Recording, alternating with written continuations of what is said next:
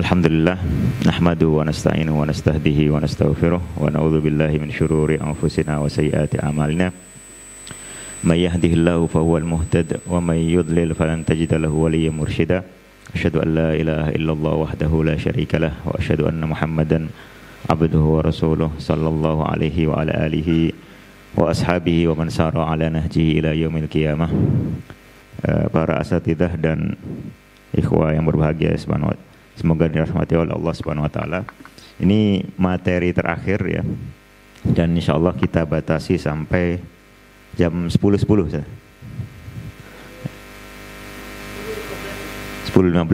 ya. Udah bonus 5 menit.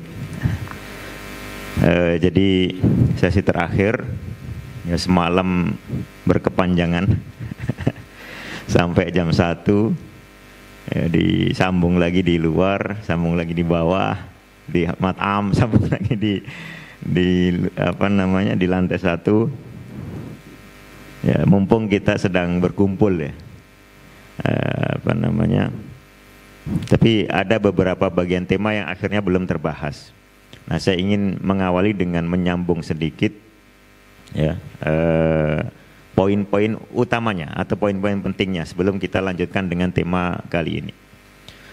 Jadi tema yang sedianya akan kita bahas kemarin adalah soal bias. Ya, bias itu pengaruh tapi yang negatif atau bercampur antara yang positif dan negatif. Ya. Bias kalam dan filsafat ya, dalam urusan wahyu dan kenabian. Kemudian bias dari mantik dan tasawuf atau mistikisme. Jadi tasawuf itu sering diterjemahkan sebagai satu aliran mistis. Mistik itu beda dengan klenik. Ya. Klenik itu urusannya dengan perdukunan dan dunia sihir. Kalau mistis itu urusan batin. Ya. Urusan batin yang dia berkaitan dengan hati, berkaitan dengan perasaan ya, dan juga berkaitan dengan hal-hal yang tersembunyi atau hal-hal gaib ya. Sebenarnya terjemahan yang juga tidak persis, tapi begitulah biasa orang mengistilahkan ya. Ini sengaja kita kenalkan istilah ini supaya kita menjadi oh ternyata maksudnya ke arah sana ya. Dalam apa? Dalam epistemologi. Jadi dalam urusan pembicaraan atau kajian, kencang sekali suara. Dalam urusan yang terkait dengan ilmu pengetahuan, punya pengaruh. Saya bisa ringkaskan atau berikan contoh untuk yang pertama. Ya.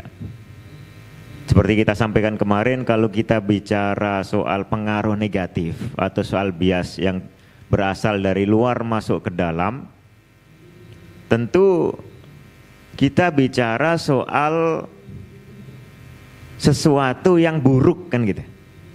Sesuatu yang buruk yang nantinya akan kita perbaiki atau kita lawan. Tentu sebelum itu kita harus tahu yang benarnya dulu bagaimana. Dan ini lebih penting ya. Mengajarkan seseorang, termasuk mengajari diri kita, raf'ul jahli an nafsit talib, itu tujuan utama. Adapun membantah itu urusan belakangan. Jangan sampai kita selaku pegiat ilmu syariah lebih suka dan lebih mengedepankan bantah-bantahan ya, sebelum banyak belajar dan mendalami ya. Jadi rumahnya belum jadi sudah sibuk ngeruntuhkan rumah orang. Ya, itu penyakit, itu min afatil ilmi atau min afat talabil ilmi. Ya, semangat dan kadang-kadang peran disitulah, peran ustadz itu sangat penting. Kalau ustadznya gayanya setiap kali kajian, setiap kali dares ya, setiap kali taklim itu bantah-bantah orang terus, lama-lama tolib yang baru masuk, oh ternyata begini yang namanya pengajian itu. Jadi harus disibukkan dengan bantah-bantah. Padahal tidak seperti itu. Makanya tidak heran ketika dulu masa salaf awal, ya, sahabat tabi'in sampai masa Imam Malik, Beliau nggak suka melayani orang datang ingin berdebat. Ya. Kenapa? Saya sudah yakin dengan Allah. Amma ana fa'ala yakinin min dini. Fabhath anta syakin mislak. Ya. Saya sudah yakin dengan agama saya. Antum nggak perlu datang menyibukkan saya untuk membuktikan itu. Kalau memang antum ragu, cari juga orang yang ragu sana. Gitu. Karena as-salamah la ya'diluha syai'. Ya. Termasuk dalam kita berdoa kepada Allah sekalipun, ya, jangan sering-sering berdoa minta sabar. Ketika antum dalam kondisi aman, tentram, ya, sehat, sejahtera, tidak perlu berdoa, ya Allah berikanlah saya kesabaran jika nanti saya sakit. Tidak perlu mengandaikan bahwa nanti antum akan diberi Allah ujian lalu minta sabar, karena bisa jadi ujiannya dikasih tapi sabarnya enggak dikasih. Itu biarkan berjalan alami. Tapi is'alullaha al-afiyah. Mintalah kepada Allah itu keselamatan, keamanan. Begitu juga ketika kita mendalami akidah. Minta keamanan, keselamatan, ya, agar tidak nata'arrad lisyubuhat. Agar kita enggak melewati syubhat itu. Walaupun kita tahu pasti kondisi sekarang sudah cukup rumit, mau nggak mau kita nanti akan melewati itu. Karena masyarakat sudah dengan kondisi di mana aneka macam akidah yang menyimpang sudah tersebar, ya. Lalu kadang-kadang ada hal-hal yang kita sendiri belum tahu secara cermat yang benarnya itu bagaimana. Mau tidak mau harus belajar mendalam, dan ketika belajar mendalam akan ketemu aneka macam pemikiran yang aneh-aneh. Ya, sebagiannya jelas keliru, sebagiannya tidak. Nah, ini bias, ya. Masuk dalam persoalan wahyu dan kenabian, maka yang bisa saya sampaikan secara ringkasnya, ya, ada dua atau tiga poin besar di sini. Kalau kita bicara wahyu dan kenabian, yang pertama, kita meyakini bahwa Rasulullah Muhammad SAW itu memang seorang nabi dan utusan Allah. Lalu ada juga nabi-nabi dan utusan-utusan Allah selain beliau. Ya. Dan ini adalah cara Allah menyampaikan syariatnya. Syariat itu isinya dua, ya. Sama seperti kalau kita belajar balaghah, kalam itu apa? Ada dua bagian, ada dua bentuk. Yang pertama apa? Khobar, yang kedua insya. Nah, begitu juga dalam syariat Allah. Ya. Syariat Allah itu, syariat itu artinya jalan yang diberikan oleh Allah untuk kita jalani. Ya, manhaj itu syir'atan wa minhaja. Jadi mencakup akidah, fikih, akhlak semuanya, ya, bukan hanya hukum-hukum fikih. Kata fikih pun sebetulnya mencakup semuanya. Gitu. Nah, syariat ini isinya adalah akhbar atau awamir, ya, informasi atau aturan. Ya, informasi atau aturan. Allah menyampaikan kepada kita berita-berita atau informasi-informasi melalui ini sosok Nabi dan Rasul. Kemudian menyampaikan perintah-perintahnya juga melalui sosok Nabi dan Rasul. Tentu ada cara bagaimana Allah berkomunikasi dengan Nabi dan Rasul. Nah, tafadhol, ada yang menyebutkan cara bagaimana Allah menyampaikan kepada Nabi dan Rasul. Silakan. Membacakan ayatnya. Tafadhol, Ustaz.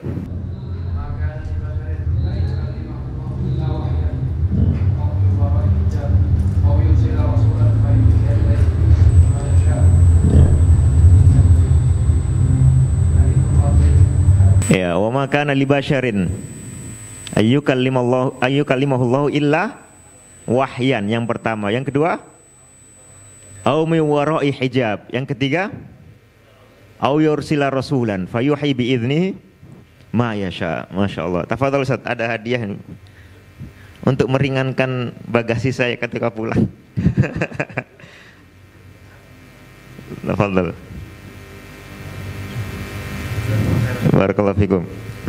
Ya, jadi itulah cara Allah untuk berkomunikasi dengan seorang yang dijadikan nabi atau rasul. Ya, dengan wahyu. Wahyan kalau dalam konteks dibandingkan dengan tiga hal ini, ya pembandingkan tiga hal ini berarti maksudnya ya, informasi yang khafi, ya, berupa mimpi atau berupa bisikan halus, ya. Au min wara'i hijab, atau diajak bicara langsung oleh Allah walaupun tanpa melihat. Ya, karena ada dua nabi yang kita kenal pernah diajak bicara langsung oleh Allah, bahkan tiga. Siapa saja? Nabi Musa, kemudian Nabi Muhammad, kemudian apa? Adam alaihissalam. Kok antum lagi? Jadi nggak ada dia baru. Ya, ada tiga nabi yang diajak bicara langsung oleh Allah, tapi tidak diceritakan bahwa mereka melihat Allah. Artinya kita bisa pahami pembicaranya adalah miwaroi hijab, belum membuka hijabnya Allah Ta'ala. Dan memang dikatakan bahwa lau hijabuhun nur lau kasyafa anhu la ahraqat subuhat sabahat, ya, wajhi mantaha ilaihi al-basaru min khalqi. Ya, itu nanti kita diberi kemampuan dulu yang siap kondisi diri kita untuk bisa melihat Allah, ya, biidznillah. Nah, ini cara yang berikutnya. Lalu kemudian au yursila, ya, rasulan fayuhi ilaihi fayuhi subhanallah, fayuhi biidnihi ilaihi biidnihi ma yasha. Jadi mengirimkan seorang utusan lagi, tapi bukan dari jenis manusia. Ini cara Allah Subhanahu wa Ta'ala menyampaikan wahyu. Jadi ada tiga cara itu, secara langsung, ya, tapi bukan berupa pembicaraan, ya, dan kadang-kadang bentuknya simbol. Nabi Ibrahim itu mendapatkan perintah untuk menyembelih Nabi Ismail adalah dengan cara mimpi. Beliau mimpi pun mimpinya butuh ditakwil, ya. Beliau mimpi menyembelih Nabi Ismail, lalu beliau mentakwil itu adalah perintah agar lakukan seperti itu. Nah, gitu, ya. Dikasih gambarnya. Lalu kemudian yang kedua, yang lebih jelas lagi, ya, yang lebih jelas lagi adalah diajak bicara langsung oleh Allah. Tapi ini tidak semua nabi, tidak semua rasul, ya. Yang lebih banyak itu adalah yang ketiga, yaitu mendapatkan wahyu melalui perantara seorang malaikat. Dalam hal ini malaikat Jibril alaihissalam. Nah, ini pemahaman kita soal wahyu dan soal kenabian. Nabi yang mendapatkan wahyu ini, ya, nabi yang mendapatkan wahyu ini, kita tahu kemarin rijalan nuhi ilaihim, ya, min ahlil qura. Lalu para ulama juga menyimpulkan, ya, bahwa nabi ini keistimewaannya bukan hanya mendapatkan wahyu, tapi dia juga sekaligus merupakan uswatun hasanah, karena dia berperan sebagai dai, ya. Khususnya adalah Rasulullah Muhammad Sallallahu Alaihi Wasallam. Maka gampang kalau ada orang mengaku nabi, sebelum kita bicara soal bukti-bukti yang lain, tapi kelakuannya bejat, ya sudah jelas bukan nabi. Nah, ini ada tiga hal, ada dua hal, ya. Pertama soal cara Allah menyampaikan wahyu, ya, sudah diterangkan. Lalu kemudian siapa sosok yang memang bisa diakui menerima wahyu, juga sudah diterangkan. Lalu kemudian ada keyakinan-keyakinan yang masuk, ya, keyakinan filsafat, terutama dari filsafat dan kemudian nanti dari kalam. Dari filsafat ada keyakinan seperti kita sampaikan kemarin, wahyu itu bukan malaikat datang, ya, lalu kemudian menyampaikan informasi. Bukan juga Allah bicara langsung, menurut orang filsafat Allah tidak bicara, ya. Bukan juga melalui mimpi yang jujur, ya. Kecuali hanya tinggal satu bentuk itu yang bisa diakui oleh orang filsafat, yaitu wahyu itu datang turun masuk melalui mimpi, ya, datang melalui mimpi. atau ada tambahan. Nah, siapa yang ingat kemarin tambahannya? Bagaimana seorang nabi mengetahui hal gaib? Fadhal. Menurut kalangan filsafat, bagaimana seorang nabi ya bisa dikatakan mengetahui hal gaib? Bagaimana Ustaz? Mukasyafat. Caranya bagaimana dia?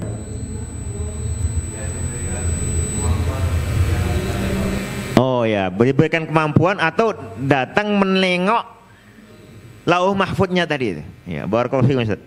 Betul.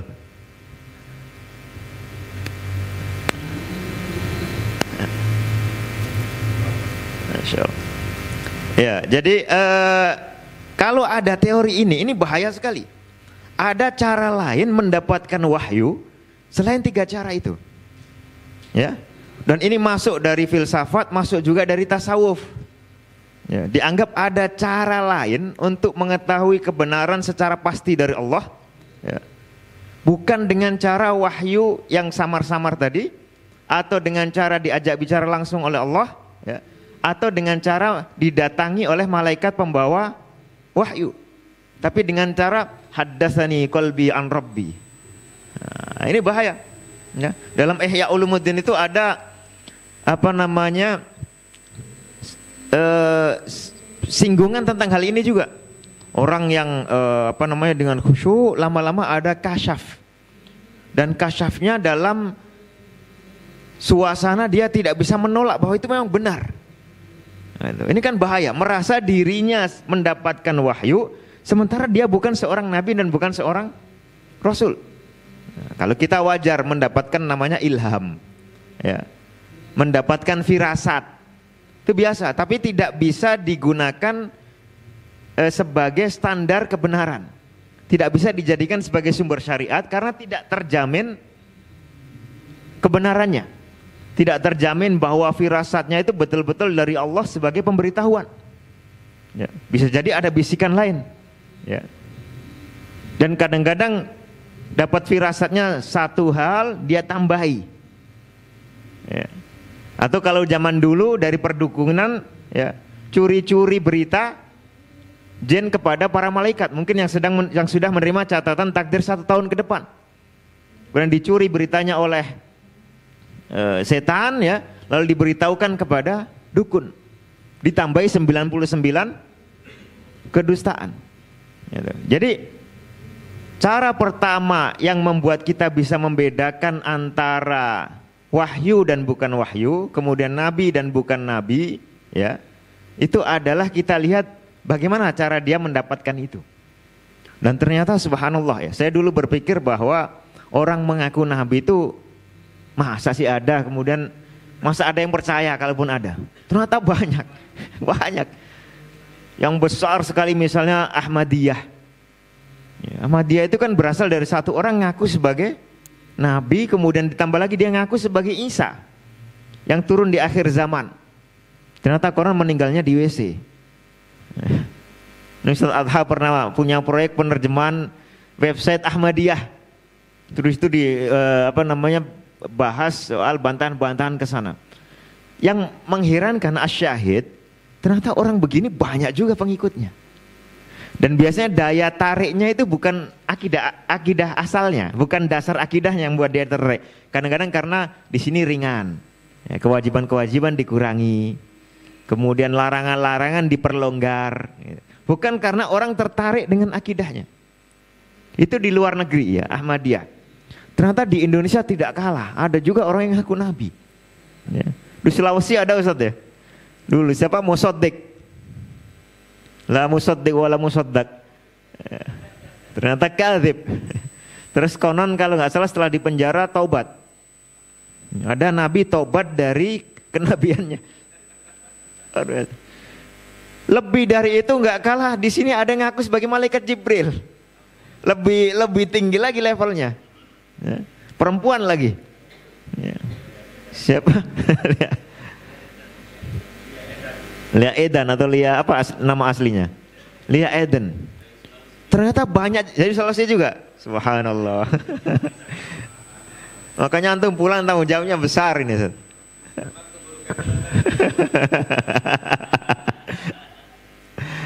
Nah, jadi apa namanya, luar biasa, ada pengaruh yang biasanya memang ke kalangan awam ya, yang mudah ditipu. Orang sampai ada bias yang tingkatannya ekstrim di bidang wahyu itu begitu. Kalau di kalangan akademis biasanya kurang percaya. Walaupun kadang-kadang ada. Ya.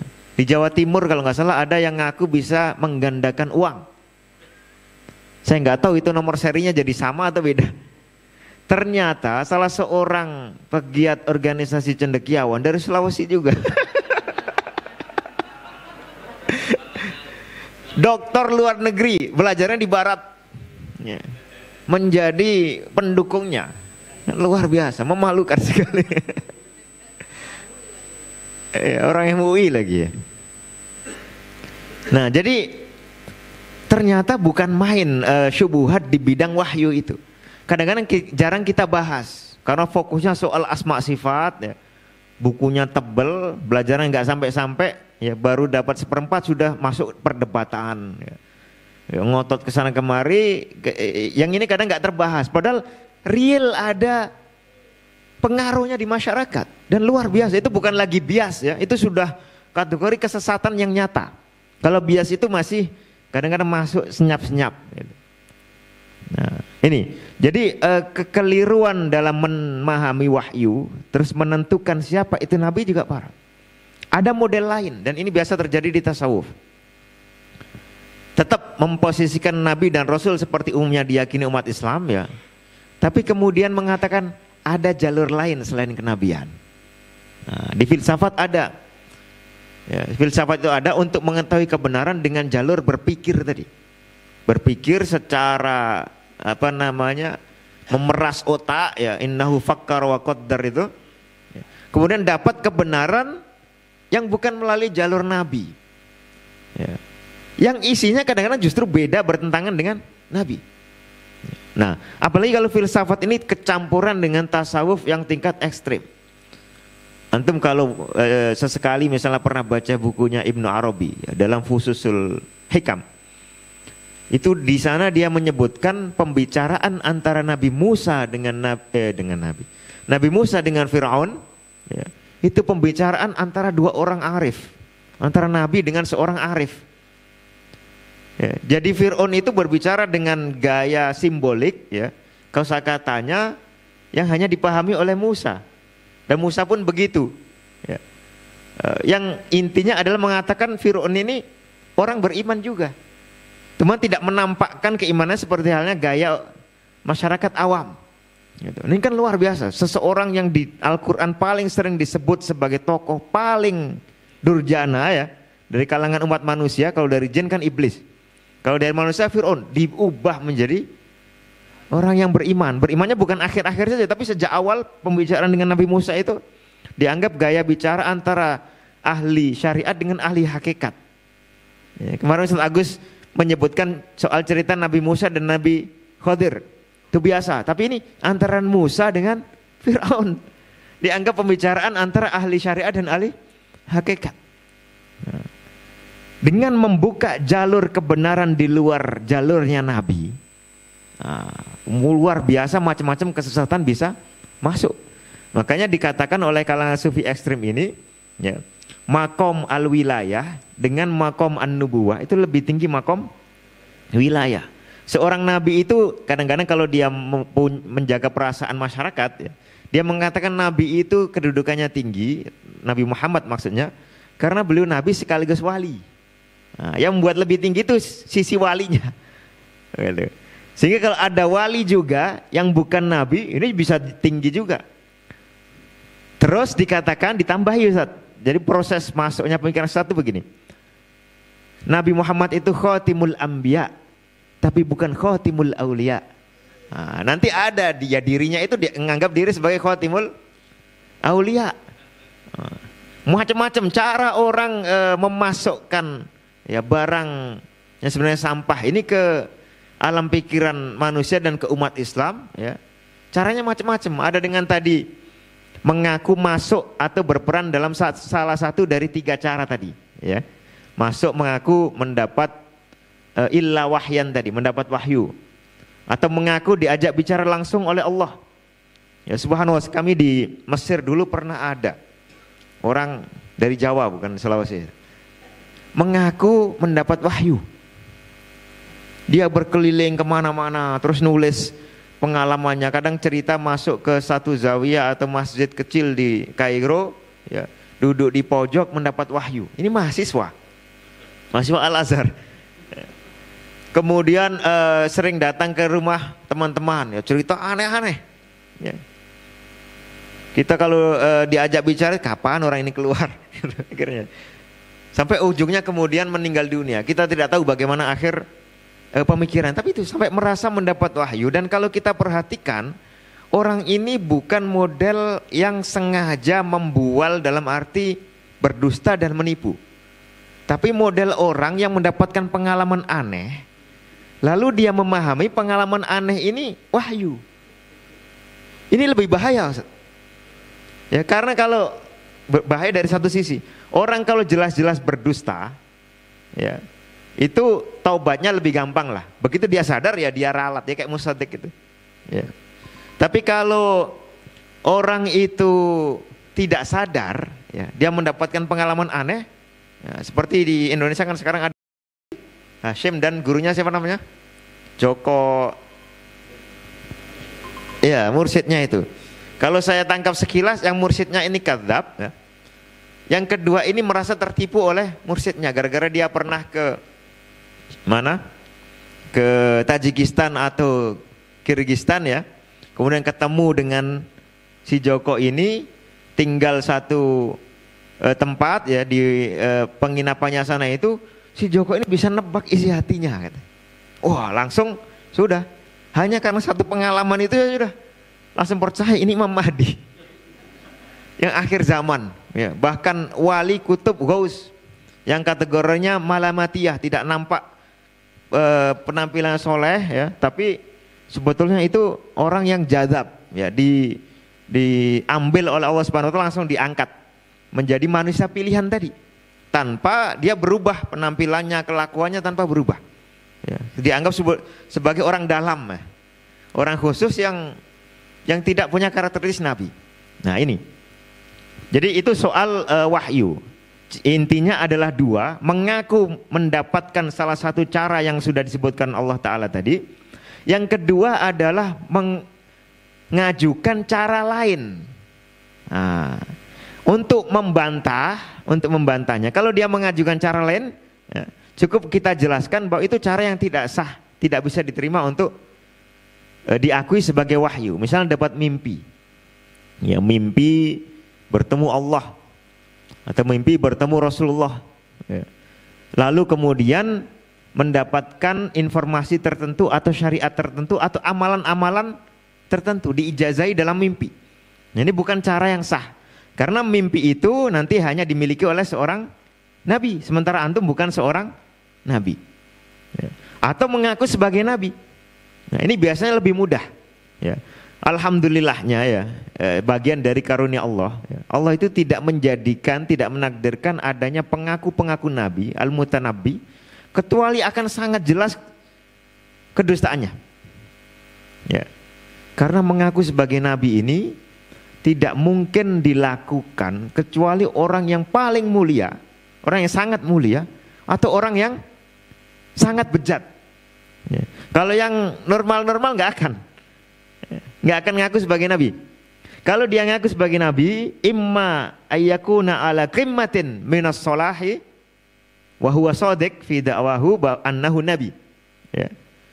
Wa imma ayyakuna ala darkin, ya, minas safalah, ya. Imma dia orang yang sangat bagus atau orang yang sangat kelihatan pendusta. Jadi mudah, dan itu karunia Allah. Kalau tidak, ya ikhwah, ya, kalau tidak, kita bisa dengan mudah tersesat, ya. Dan itu kadang-kadang muncul nanti di akhir zaman. Ketika muncul siapa? Dajjal, ya, Dajjal itu kan mengaku macam-macam, bukan hanya mengaku nabi, bahkan mengaku selevel dengan Allah, ya. Dan orang banyak tertipu. Makanya fitnah atau ujian atau godaan, ya, atau penyimpangan yang paling sering ditahdzirkan oleh para nabi dan rasul adalah Dajjal, karena dia punya cara-cara yang oleh orang jahil itu mirip, dinilai mirip dengan cara-cara nabi. Punya khawarik, ya, mengatakan ke langit, ya sama'u amtiri, turun hujan beneran. Apa enggak tergoda itu masyarakat, ya. Sedangkan yang dari Bali atau Sulawesi, yang pawang hujan yang sering salah aja masih dipakai gitu. Apalagi yang bukan hanya pawang, dia amtiri famatorat, faamtorot. Ya. Bahkan membunuh orang dihidupkan lagi, bisa hidup beneran. Luar biasa. Walaupun nanti ada hujjah Allah, orangnya itu justru setelah hidup mazdatu illa basiratan fika. Saya justru tahu dengan yakin bahwa kamu ini kafir. Berbalik, apa namanya, apa yang ingin dijadikan dalil oleh dia berbalik. Ya, tetap Allah akan memberikan cara untuk membedakan mana yang benar dengan mana yang salah. Ini tetap, dan ini satu keyakinan yang sangat besar, ya, yang berguna dari kita untuk menepis semua bias-bias yang dari kemarin ada. Ya, kemarin saya menyebutkan dua bentuk pengaruh yang besar terpengaruh pada ketuhanan, ya, akibat kalam dan filsafat, yaitu tahrif dan takhyil. Ya, tahrif yang biasa disebut dengan apa? Takwil. Sebenarnya istilah takwil itu kan istilah yang bagus. Maka kita juga dalam mengelola akidah itu, kalau istilah sudah terlanjur digunakan untuk makna yang berubah, tetap harus berusaha mengembalikan atau paling tidak merinci. Ya. Takwil itu kalau dalam Al-Quran, ya, maknanya adalah kenyataan. Ya, kenyataan wujud dari sesuatu atau perwujudan, ya, perwujudan. Jadi apa, misalnya hal yang dzuruna illa ta'wilahu, apa artinya? Ya, apakah mereka menunggu, ya, mereka tidaklah menunggu selain perwujudan dari apa yang dijanjikan itu. Itulah takwil. Jadi wujudu syai' atau kaifiyatu syai'. Makanya dalam ayat wa ma ya'lamu ta'wilahu illallah, itu artinya wa ma ya'lamu wujudahu atau wa ma ya'lamu kaifiyatahu illallah. Gitu. Ya. Ini takwil, lalu kemudian digunakan dalam arti memalingkan makna suatu nas ke makna lain yang berbeda dengan zahirnya. Nah, lalu kemudian setelah ada juga bias pengaruh dan penyimpangan di bidang memahami wahyu, ada juga bias pengaruh dan penyimpangan terhadap sosok Nabi. Ada dua yang besar. Ya. Yang pertama, mengaku, ya, seseorang diaku sebagai Nabi padahal dia tidak memiliki sifat-sifat Nabi. Rasulullah itu kan wa innaka la'ala khuluqin azim. Fasatu basiru wa yubsirun. Jadi ini karakteristik seorang nabi, dan itu yang membuat masyarakat bisa dengan mudah membedakan mana yang jujur dan mana yang tidak. Seorang badui datang ke Rasulullah, ya, sekedar dengan melihat Rasulullah saya sudah tahu. Wajhuka hadza laisa biwajhi kadzib. Ya, wajah antum ini bukan wajah pendusta. Ya, sudah kelihatan apa namanya? Karismanya, ya, kejujurannya.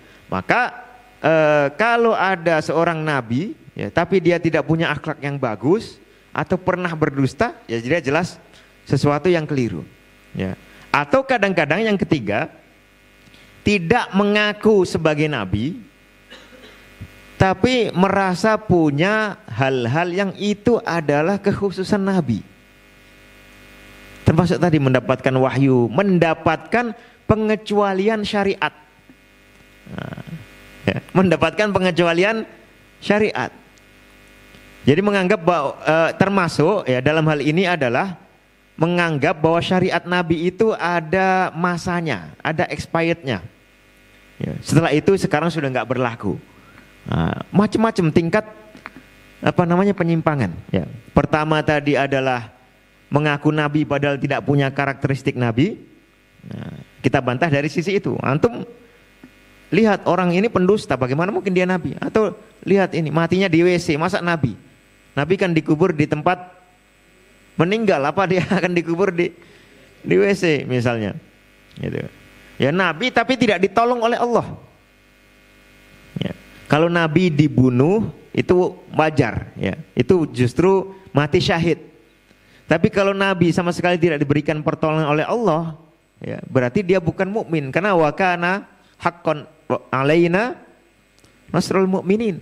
Karena Allah akan menolong, ya, itu sudah sunnatullah. Ya.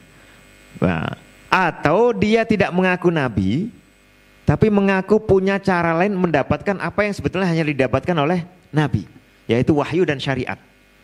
Nah, wahyu dan syariat.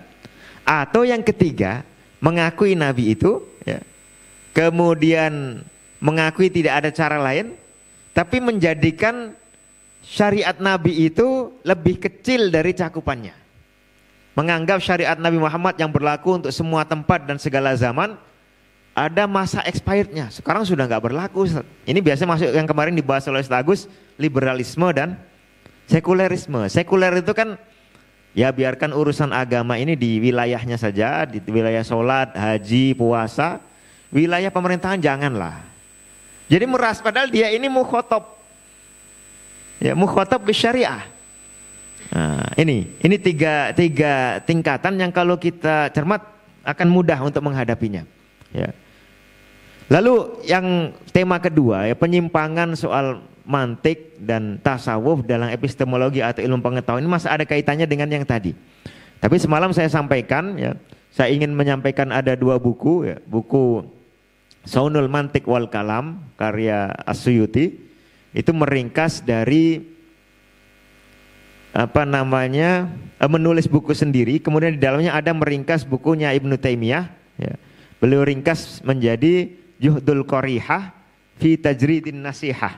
Nasihah ini adalah nasihatu ahlil iman fir raddi ala mantikil Yunan, bicara soal mantik. Lalu di situ beliau menceritakan proses bagaimana bias atau pengaruh ini masuk, ya. Diceritakan mengutip dari Ibnu Katsir, ya, di dalam Bidayah an-Nihayah. Jadi dulu konon Khalid bin Yazid Ibnul Khalifah Muawiyah Ibn Abi Sufyan, ya, radhiyallahu anhuma, itu ini masih Daulah Umayyah, ya, kalau tidak salah, datang ke wilayah Romawi, kemudian punya rasa penasaran. Dulu kan ada filsafat-filsafat di tempat antum ini, bisa nggak kami terima turosnya? Bisa nggak kami dikasih manuskripnya? Gitu. Dikasih manuskrip. Lalu kata saya bukakan di sini biar bisa dilihat bersama, ya. Ya, kita baca saja. Wa fi tarikh Ibnu Katsir fi tarjamati Khalid bin Yazid ibn Amirul Mu'minin Muawiyah bin Abi Sufyan annahu kana aliman sya'iran wa yunsabu ilaihi syai'un min ilmil kimia. Ya, mulai belajar ilmu kimia. Ilmu kimia kalau sekarang itu ilmu biasa. Kalau zaman dulu ilmu kimia itu haram. Kenapa? Karena tujuan kimia adalah mengubah logam biasa menjadi emas. Di situ ada ghish, di situ ada tadlis, dan digunakan cara-cara semia atau sihir. Itu dulu ilmu kimia begitu tujuannya.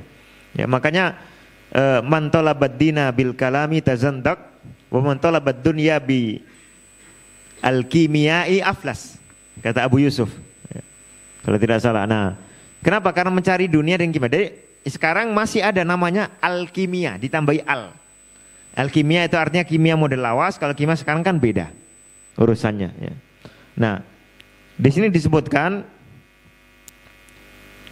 fal hasil fi hadza kullihi anna ulumul awail tadi apa? Ilmunya orang-orang Yunani dakhalat ilal muslimina fil qarnil awwal lamma fatahu biladal a'ajim. Ya, walakinnaha lam takthur fihim wa lam tashtahir bainahum lamma kana as-salafu yamna'una minal khawdi fiha. Dulu masih hegemoninya masih salafi. Ya. Thumma ishtaharat fi zamanil Barmaki, thumma qawiyan tisharuha fi zamanil Ma'mun. Nah, sampai nanti masa Daulah Abbasiyah Ma'mun ini lima atharuhu minal bid'ah. Apa ini? Wa hathihi ala min al-ishtighal bi ulumil awail wa ihmadis sunnah. Wa fi tarikh adzabi anna awwala man adkhala al-falsafata al-Andalusa Amirul Andalus Abdurrahman ibnu Al-Hakim ibnu Hisham Al-Hakim ibn Hisham ibn Abdurrahman ibn Muawiyah ibn Hisham ibn Abdul Malik ibn Marwan al-Umayyi annahu kana yushabbahu bil Ma'mun al-Abbasi fi talabil kutubil falsafiyyati wa bil Walid ibn Abdul Malik fi jabarutiyyatihi wa annahu awwala man fakhamal mulka bil Andalusi min al-Umayyati wa kasahu Abu Hatal Jalalah dan seterusnya. Nah, kemudian wa awwalu man mazaja kutubal usuli bihi, ini mantik ya. Saya ingin nyampaikan yang ini. Nah, ini. Wa amma ibtida'u fashwihi fil mutaakhirin, ya mulai meluasnya filsafat atau pengaruh dari filsafat dan mantik ini di kalangan belakangan adalah faqala al-Hafidz Imaduddin Ibnu Katsir fi tarikhihi sanata 87 wa 600 ba'da akhdit Tatar bi Baghdad sanata amalil Khawaja Nasiruddin At-Tusi Nasir At-Tusi Ar-Rasid wa amali daril hikmat wa amila darul hikmatin fiha falasifah likulli wahidin fil yaumi salasatu darahim wa amil, artinya orang yang bekerja di Darul Hikmahnya Al-Ma'mun ya zaman Nasir At-Tusi ini mendapat gaji berapa? 3 dirham satu hari. 3 dirham itu berapa kira-kira sekarang? Kalau aslinya berdasarkan perak 1 dirham itu sekitar 30 sampai 40 ribu. Kalau dijual oleh yang pegiat dinar dirham itu jadi mahal 70 ribu karena ada ongkos cetaknya. Kalau dulu tidak ada istilah ongkos cetak, ya ongkosnya ditanggung oleh negara. 70 ribu atau katakanlah 50 ribu kali 3 150 dalam 1 hari, lumayan ya. Nanti mengajar 1 jam berapa? Ini untuk pegiat filsafat. Ya. Wadarotibbin fiha lil hakimi dirhaman. Nah, kalau yang kedokteran dapat gaji 2 dirham. Ya. Wasorofa li ahli daril hadithi li kulli muhaddithin nisfa dirham fil yaum. Nah, hanya nisfa dirham 15 ribu atau 25 ribu. Muhaddis. Tapi kalau filsafat dapat 3 dirham. Ya. Mana tadi? Wa min thamma fasha al-ishtighalu bil ulumil falsafiyyati wa dhahar wa lam yakunin nas yastaghilluna biha illa al-ahad fi khufyatin wa buddilat Baghdad ba'da tilawati al-Qur'ani bin nagomati wal alhani wa insyadil ash'ar. Ya. Nah ini, jadi ada faktor politik yang mendukung bias-bias itu masuk dan menguat. Ya, faktor penguasa itu sangat pengaruhnya besar sekali dan kita bisa menyaksikan tuh negara-negara kaum muslimin. Ya, kalau penguasanya berubah dengan mudah dia akan mengubah tatanan masyarakat. Ya, termasuk contohnya seperti ini. Muhaddis hanya digaji 2 dirham ya, kemudian setengah dirham, yang dokter digaji 2 dirham, 4 kali lipatnya. Sementara yang filosof digaji 3 dirham, sehingga berkembang ini. Ya, tafadhol. Walaupun muhadis-muhadis yang besar bukan model yang digaji begini. Ya, itulah fadilahnya ilmu hadis masih terjaga oleh kalangan ulama mutaqaddim ini karena mereka tidak mencari gaji di situ. Ya. Dan kalaupun mencari gaji tidak terdukung oleh pemerintahan saat itu. Nah, oleh karena itu maka ini kemudian masuk ya mempengaruhi dengan mudah. Ya, mempengaruhi tatanan bagaimana orang berpikir tentang ilmu pengetahuan. Ya, ringkasnya ada 2. Kalau mantik itu mempersulit apa yang sebetulnya mudah. Ya, intinya itu pengaruhnya. Jadi kalau orang sibuk mengurus definisi tentang perkara yang sudah dia ketahui, ya, yang mudah dijelaskan tanpa didefinisikan rumit-rumit, nah itu pengaruh dari mantik. Kalau tasawuf atau mistikisme, pengaruhnya itu sebaliknya.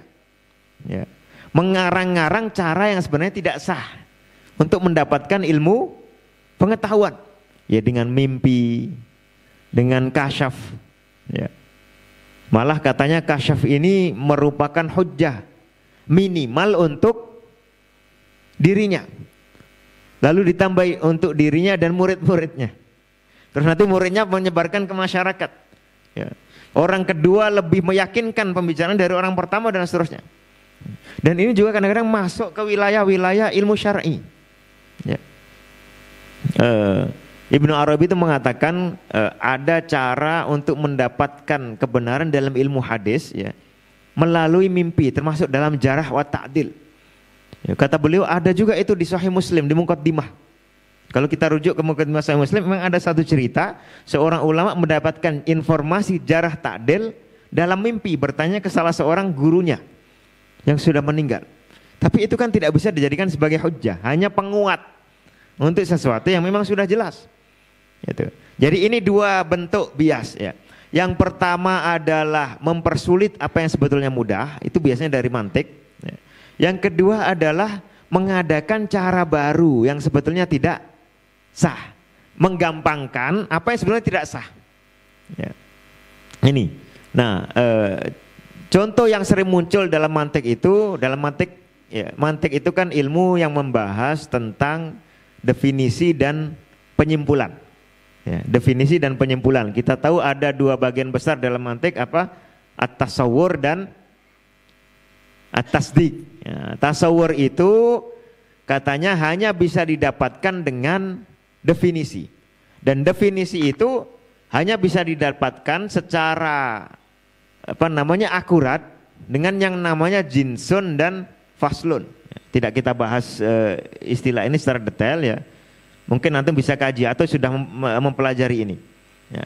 Tapi ini masuk. Contoh masuknya yang pertama tadi diceritakan oleh Asyuti dari Ibnu Taimiyah, itu masuk dari melalui pintu usul fikih.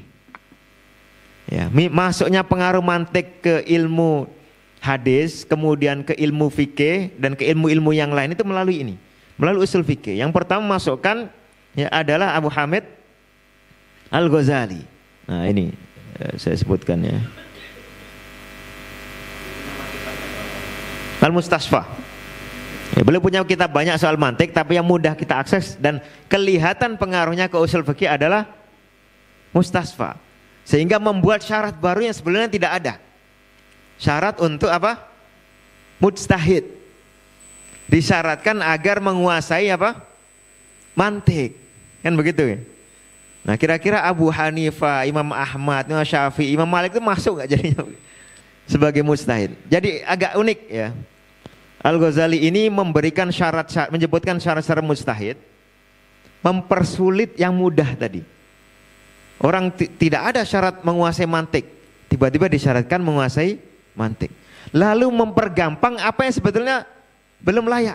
Misalnya apa? Syarat menguasai hadis syarat menguasai ayat-ayat Al-Quran bagi seorang mujtahid menurut Al-Ghazali itu cukup menguasai ayat ahkam. Silakan. Yang jumlahnya hanya sekitar 500 ayat. Itu pun disyaratkan tidak harus hafal. Yang penting tahu posisinya, nanti bisa dibaca. Memperingan. Lalu syarat hadis. Yang Ahmad kan mensyaratkan hadis sekian ratus ribu hadis. Itu artinya dengan berbagai macam riwayatnya baru layak. Di zaman itulah, di zaman beliau. Nah, menurut Al-Ghazali, syaratnya yang penting orang itu punya satu kitab hadis yang memadai. Beliau mencontohkan punya Sunan Abu Dawud. Jadi antum kalau punya Sunan Abu Dawud, ya, kemudian tidak disyaratkan hafal isinya. Yang penting bisa nyari di dalam Sunan Abu Dawud itu soal bab misalnya toharo atau bab buyu, bisa nyari dan bisa baca nyari hadisnya. Cukup itu saja syaratnya. Kira-kira di sini terpenuhi nggak? Ya, yang penting punya Sunan Abu Dawud, bisa nyari isinya, tidak harus hafal. Ya, terpenuhi. Tapi bisa jadi terganjal di syarat mantik tadi. Ya. Jadi yang mudah, yang semestinya tidak masuk dimasukkan, ya.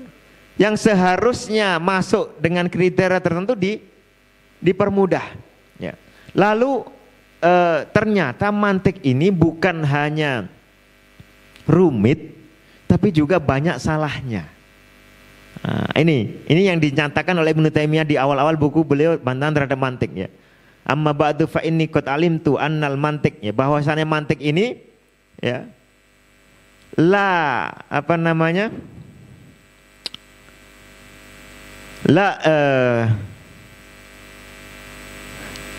La yahtaju ilaihi dzaki wa la yantafi'u bihil balid. Kata beliau, ilmu mantik ini sejak awal saya sudah tahu orang yang cerdas nggak butuh itu. Kecerdasannya lebih canggih daripada mantik ini. Ya. Kalau orang bodoh tidak bisa paham, sehingga tidak berguna juga. Nah terus apa namanya? Lalu apa gunanya? Nah, tapi kata Ibnu Taimiyah, dulu beliau mengira mantik ini isinya benar. Ya, isinya benar, hanya saja rumit. Karena beliau baca sebagian, oh ternyata isinya benar. Paling ini ilmu yang benar lah, kayak matematika gitu. Jadi matematika itu benar tapi rumit kan begitu. Ya. Dulu beliau mengira gitu, tapi ternyata setelah beliau mendalami dan mengkaji terus membantah kalam dan filsafat, beliau menjadi tahu, oh ternyata banyak kekeliruan dalam kalam dan filsafat itu gara-gara kekeliruan di mantik. Ternyata ada banyak kekeliruan rumusan di dalam mantik itu. Nah, makanya beliau nulis buku tebal itu, yang beliau tulis kalau nggak salah hanya dalam 1 kali duduk ya. Itu menjelaskan kelirunya mantik, bukan hanya menjelaskan tidak diperlukannya mantik. Ya. Bukan hanya mantik itu la yahtaju ilaihi dzaki wa la yantafi'u bihil ghabi. Ya. Tapi juga ternyata banyak yang keliru, yang itu menyebabkan kekeliruan nanti dalam akidah. Kekeliruan dalam akidah.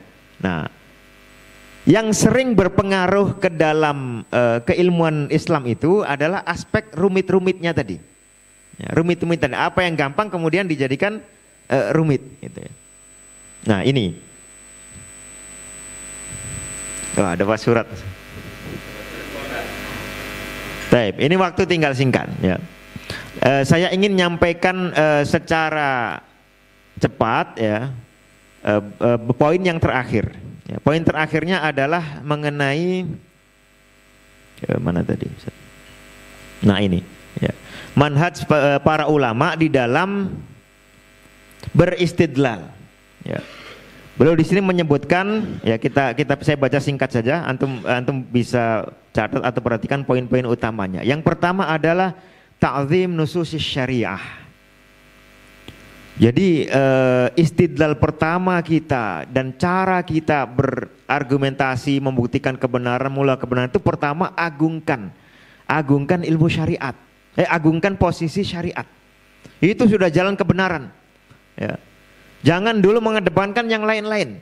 Ya, posisikan Allah Ta'ala itu dengan Al-Qur'annya dan dengan hadis-hadisnya itu sebagai satu-satunya sumber yang paling terjamin kebenarannya. Kemarin kekeliruan Al-Ghazali ya berkeliling dari dunia kalam, masuk ke filsafat, masuk ke batinia, kemudian masuk ke tasawuf ya. Kekeliruan karena salah satunya karena ini tidak diposisikan hadis-hadis ini betul-betul bahan untuk ihtidak. Ya. Mungkin kita yang sehari-hari dan sejak kecil belajar di pesantren ya terbina dalam kondisi situasi mengagungkan sunnah. Ya, kurang terasa hal ini. Tapi kalau antum perhatikan bagaimana orang tersesat ya, itu salah satu langkah awalnya begini. Kurang muncul rasa cinta dan perhatian dan keyakinan terhadap Quran dan Sunnah. Sehingga apa disikapi? Oh jangan-jangan maksudnya enggak begitu. Menjauhkan orang untuk mendalami ini. Yang kedua, da'mun nusus syar'iyyah wa ta'yidiyah bi aqwali salafil ummah. Setelah Quran Sunnah, semangatlah belajar untuk membaca akwal sahabat, tabi'in dan a'immah mutaqaddimin. Ya. Jangan ngaku salafi tapi bacanya penjelasan syekh zaman sekarang. Walaupun syekhnya mengambil dari Quran Sunnah, tapi itu tidak cukup. Beda rasanya antum membaca langsung akwal para sahabat tabi'in ya, dengan hanya sekedar dapat kesimpulannya. Ya. Karena ini bagian dari yang nanti akan memperkaya kita. Ini dilakukan oleh Syekhul Islam sesuai dengan levelnya ya. Kalau kita ingin mengikuti langkah jejak beliau, ya lakukan pelan-pelan apa yang beliau lakukan. Paling enggak dapat separuhnya atau seperempatnya ya, atau separuh dari seperempatnya dan seterusnya gitu. Kemudian yang ketiga yang dilakukan oleh para ulama sunnah dan dalam ini diwakili oleh beliau ya, adalah takrirul akidah bi uslubin muyassar wa ibaratin wadihah. Ya, karena yang namanya pakar itu bukan apa-apa dibuat sukar. Ya, tapi membuat apa yang sukar menjadi mudah. Nah, yang ketiga adalah syumuliyatu ardil aqidah wa takririha fi kutubihi rahimahullah. Wa dzalika li rabtihi ba'dil qadaya bi ba'din. Ya, tahu jalinan antara satu tema dengan tema yang lain. Ini bisa jadi ukuran diri kita. Kalau kita masih sulit menyambungkan antara ini dengan itu, ya berarti belum utuh, ya. Belum utuh pengenalannya. Lalu yang keempat, yang kelima, hina yuqarriru Ibnu Taimiyah rahimahullah mu'taqad as-salafi yurakkizu ala manhajil wasatiyah. Ya. Moderat inda ahli sunnati wal jamaah. Ya. Ketika membahas soal takdir, ahlu sunnah itu pertengahan antara apa? Qadariyah dan Jabariyah. Ketika membahas sahabat, pertengahan antara Syiah dan Nawasib. Ketika membahas soal keimanan, pertengahan antara Murji'ah dan Khawarij. Ya. Seperti itu, pertengahan. Oh ya, ini sudah disebutkan di sini. Ya. Kemudian, nah, ini ada, beliau menambahkan beberapa poin. Yang pertama, wujubu raddit tanazu ilal kitabi was sunnah. Kembalikan orang yang bersengketa itu ke dalam Al-Quran dan As-Sunnah. Ya, karena ini digunakan, Al-Quran ini diturunkan memang untuk itu. Ya, jangan dikembalikan lagi ke akwal mutanazi'in. Kemudian yang kedua, nafyut ta'arud baina nususil kitab wa nususis sunnah. Ya, jangan dipertentangkan. Yang ketiga, nafyut ta'arud baina nususis syar'i wa bainal akli. Nah, ini salah satu sumbangsih beliau yang agung, menunjukkan sama sekali bahwa dalam akidah Ahlussunnah itu justru tidak bertentangan dengan akal. Justru itulah yang sesuai dengan akal pikiran yang sehat. Kemudian yang keempat, ya, al-akhdhu fi abwabil i'tiqad bi dhawahirin nusus.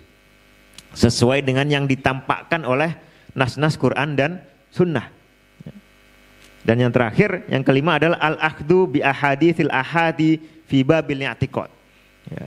Mestinya bukan hanya dengan kalimat ini, tapi al-akhdhu bil ahaditsis sahihah wa in kanat ahadan.